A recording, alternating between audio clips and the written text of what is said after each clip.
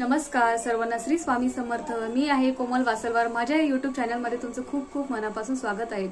सर्वजण कशा आहात? आय होप की तुम्ही सर्व छान असेल। तर तुम्हाला रक्षाबंधनाच्या सर्व ताईंना हार्दिक शुभेच्छा। तर अवघ्या एका दिवसावरती येऊन रक्षाबंधन उद्या आहे। तर हिंदू धर्मानुसार रक्षाबंधन आपल्या महाराष्ट्रामध्ये आपल्या बहीण भावासाठी हा सण खूप महत्त्वाचा आहे। आपला आवडता बहीण भावांचा सण म्हणजे रक्षाबंधनचा सण। तर आपल्या हिंदू धर्मामध्ये या सणाला खूप महत्त्व दिलं गेलं आहे। भाऊ बहिणीच्या प्रेमाचं प्रतीक असलेल्या या सणाला राखी पौर्णिमा आपण असे म्हणतो। दर महिने श्रावण महिन्याच्या पौर्णिमेला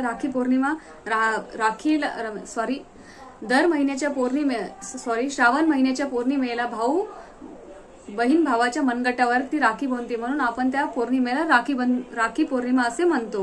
व भावाच्या सुखासाठी प्रत्येक बहीण उदंड आयुष्य लाभू दे, म्हणून त्या उदंड आयुष्य लाभू दे असा आशीर्वाद ती देवाकडे मागते व तिची प्रार्थना पण स्वीकार होते म्हणून आशीर्वाद देते।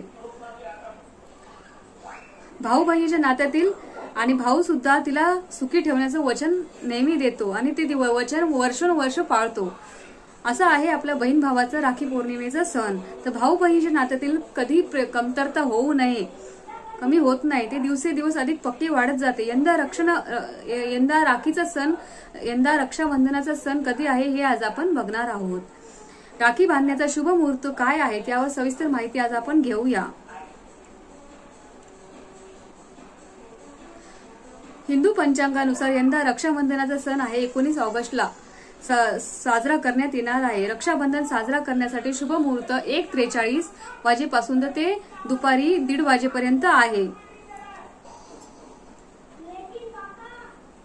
रक्षाबंधन साजरा करण्यासाठी मुहूर्त 1:43 वाजेपासून तर संध्याकाळी 4:30 वाजेपर्यंत आहे।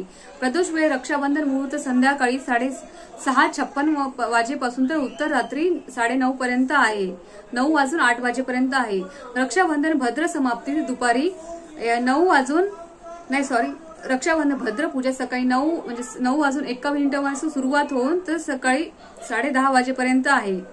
रक्षाभद्र मुख सकाळी 10:30 पासून 11 वाजल्यापासून तर दुपारी 12:30 वाजेपर्यंत आहे। पौर्णिमा तिथी 19 ऑगस्ट 2024 3 वाजेपर्यंत उत्तर रात्री 11 वाजता म्हणजे 11:55 वाजेपर्यंत आहे। तर रक्षाबंधनाचा सण आपण का साजरा करतो हे आज आपण बघणार आहोत।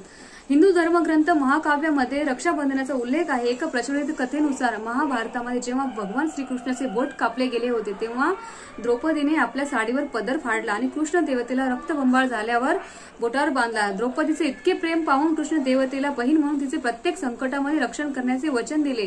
तेव्हापासून रक्षाबंधनाच्या सणाची सुरुवात झाली असे मानले जाते। रक्षाबंधन सणाचे महत्त्व आज आपण बघितले आहे। रक्षाबंधन या सणाचे हिंदू धर्म भारतीय संस्कृतीमध्ये अतिशय महत्त्व आहे। भाऊ बहिणीतील प्रेम मायेचे प्रतीक म्हणजे रक्षाबंधन।